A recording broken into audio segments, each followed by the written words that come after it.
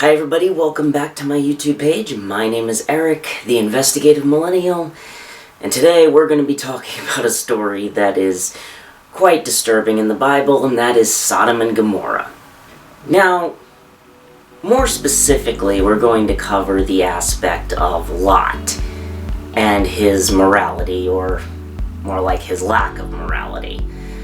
The truth of the matter is that so many people look at the story of Lot, where essentially he said to a group of men outside of his door because they wanted to have sex with them, and he said, "Don't do this horrible thing. Just go in and let me and just take my daughters instead."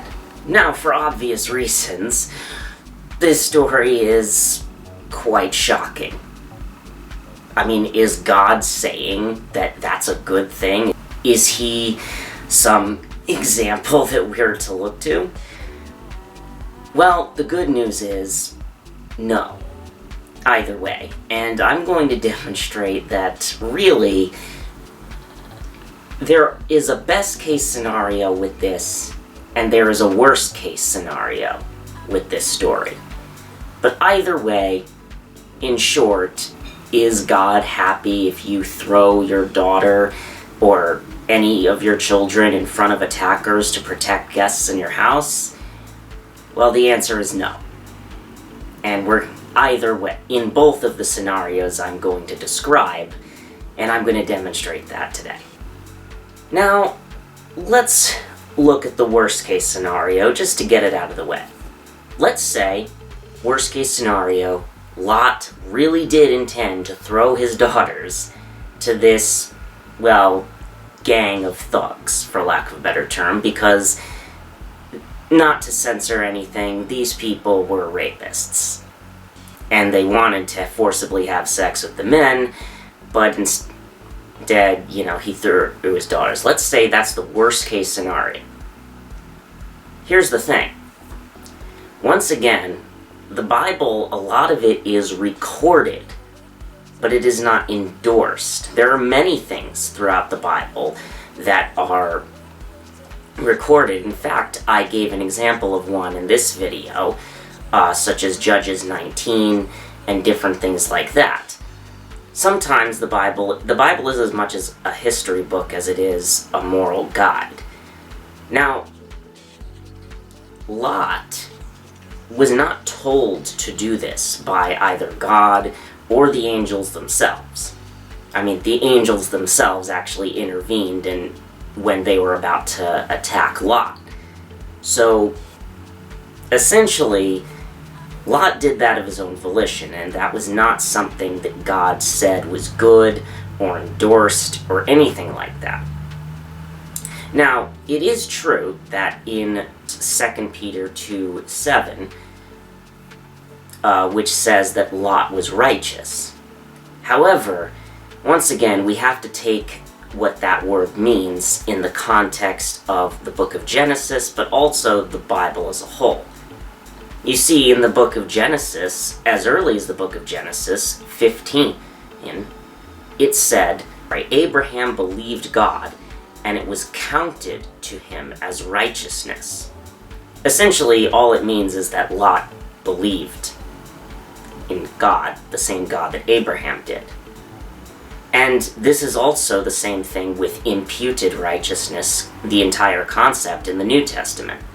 We are legally considered righteous because of the sacrifice of Christ. And, of course, others were saved by trusting in the future work of God's promised Messiah. People are considered righteous because of Christ's work, not because of their own works. So that's the worst case scenario that happened. Either way, we can clearly say that Lot was a messed up person if he did actually think this. But let's talk about the better case scenario, and it's one that I'm leaning more towards. The other possible way to look at this story is that Lot merely said this as a distraction. He didn't intend to give his daughters there, but he merely was just trying to distract them. Kind of like you know, if a mafia gang came in front of your house, and you said, yeah, I got the money upstairs, let me just go get it, and in reality you're actually just running out the back door. Now, is there any evidence of this in the text? Well, we can see that there's a possibility here, right after, in the verses 12 up until the destruction of Sodom and Gomorrah. And this is after they struck, or the people assaulting the house with blindness. The two men, who are the angels, said to Lot, "Do you have anyone else here, sons-in-law, sons or daughters, or anyone else in the city who belongs to you?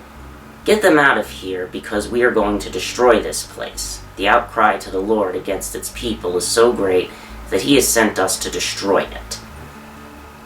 Now, if they were already in there, if they were really truly up there and able to be there, why would the angels ask if he had anybody else there? At the same time, it also says, in verse 14, "So Lot went out and spoke to his sons-in-law, who were pledged to marry his daughters. He said, 'Hurry and get out of this place, because the Lord is about to destroy the city,' but his sons-in-law thought he was joking. With the coming of dawn, the angels urged Lot, saying, 'Hurry, take your wife and your two daughters who are here, or you will be swept away when the city is punished.'" Now, here's the thing. It's a bit vague because it essentially says, first, his sons-in-law thought he was joking, in verse 14. With the coming of dawn, well, how much time passed by until the angels came and said that? Because if he was still there at his sons-in-law's house, which obviously wasn't in the house that was attacked, because again, it says he went out to get them, well, does that mean they were there with the daughters, and the daughters were with his future sons-in-law? Or were they somewhere else, or something like that? So, I don't know. I think it's a good possibility that it was simply a ruse and that he didn't actually intend to do that. But again, I have to admit it's not fully provable. Or at least the text isn't as clear on that. But either way, this is not some horrible thing that Christians have to defend. We don't have to say that Lot, that particular action was something to be good or to be imitated or anything like that. So that's the good news. So that's it for this video. Easter is coming up, so there will be a special video then, and I'll see you around. Bye, guys.